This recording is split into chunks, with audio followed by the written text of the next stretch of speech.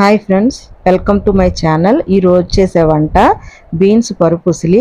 తమిళనాడు విందు భోజనంలో ఇది తప్పనిసరి. పరుపు అంటే పప్పు అని, ఉసిలి అంటే పప్పు ముద్దలా లేకుండా ఇలా పైనుంచి వేస్తే విడివిడిగా పడుతుంది కదా, అలా ఉండడం. ఈ పరుపు ఉసిలి భలే కమ్మగా ఉంటుంది, ఉత్తిదే తినేయచ్చు. ఇది రెండు రకాలుగా చేయొచ్చు. ఒక రకం ఈరోజు చేసి చూపిస్తా. దీనికి కొంచెం నూనె ఎక్కువే పడుతుంది. చేయడానికి ఏమేం కావాలో చెప్తాను, రండి చూద్దాం. పావు కిలో బీన్స్కి ఒక కప్పు అంటే 50 గ్రామ్స్ శనగపప్పు, తర్వాత ఒక కప్పు కందిపప్పు, అంటే ఒకే ఈక్వల్ క్వాంటిటీ తీసుకోవాలి. దాంట్లో కారానికి 3 ఎండుమిరపకాయలు తీసుకోవాలి. వీటిని ఒక గంట సేపు నానబెట్టి ఉంచుకోవాలి. దాన్ని మనం నానబెట్టిన తర్వాత ఒక గంట సేపు ఏం చేయాలో చూద్దాం. ఈలోపు బీన్స్ ఉన్నాయి కదా, మనం ఒక పావు కేజీ తీసుకోవచ్చు, దానికంటే తక్కువైనా పర్వాలేదు. తీసుకొని శుభ్రంగా కడుక్కుని బాగా సన్నగా తరుక్కుని ఉంచుకోవాలి.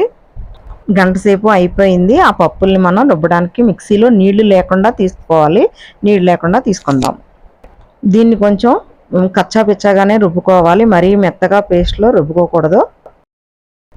వాటిలో ఇంకా మనం వేయవలసింది ఏంటంటే కొంచెం జీలకర్ర యాడ్ చేసుకుందాం, అలాగే పసుపు కూడా యాడ్ చేసుకుందాం. దీన్ని మిక్సీ పట్టి తీసుకొద్దాము. ఈలోపు మనం గ్యాస్ వెలిగించుకుని దాని మీద బీన్స్ వేపిందాము. నూనె ఎక్కువే పడుతుందని చెప్పాను కదా, దీనికి కొంచెం మనం నూనె ఎక్కువే పోసుకోవాలి. నూనె కాగిన తర్వాత కొంచెం ఆవాలు, దాని తర్వాత జీలకర్ర, తర్వాత కొంచెం ఇంగువ. కంపల్సరీ ఇంగువ వేసుకోవాలి. ఇంగువ స్మెల్లే బాగా హైలైట్ అవుతుంది, అదే టేస్ట్ కూడా. కొంచెం కరివేపాకు కూడా వేసుకుని మనం తర్వాత బీన్స్ ఉన్నాయి కదా, మొత్తం బీన్స్ అంతా వేసేసుకుని ఒకసారి కలుపుకుని మళ్ళీ దానిలో కొంచెం ఉప్పు కూడా యాడ్ చేసుకోవాలి. ఆ ఉప్పు కూడా కలిపేసిన తర్వాత మూత పెట్టేసుకొని ఉంచుకోవాలి కాసేపు. ఆ మూత పెట్టిన తర్వాత మనకి ముక్కలు బాగా మగ్గిపోతాయి. తర్వాత తీసి చూసుకొని ఒకసారి కలిపి ఈ మనం రుబ్బి పెట్టి ఉంచుకున్న ఈ పప్పు మిశ్రమాన్ని కూడా దానిలో కలిపేసి మూత పెడుతూ తీస్తూ కలుపుతూ కొంచెం సేపు అలాగా పడుతుంది, టైం పడుతుంది, కొంచెం 20 మినిట్స్ పైనే పడుతుంది. మూత పెడుతూ తీస్తూ మనం మాడకుండా చూసుకుంటూ దాన్ని కదుపుతూనే ఉండాలి. అలాగే చితపలుగా ఉన్న వాటిని కూడా అలా దాంతో గరిటెతోటి మనం చిదుపుతూ ఉంటే అది విడివిడిగా వచ్చేస్తుంది. ఆ పప్పు అంతా క్రిస్పీగా బాగా వేగిపోయి బాగుంటుంది.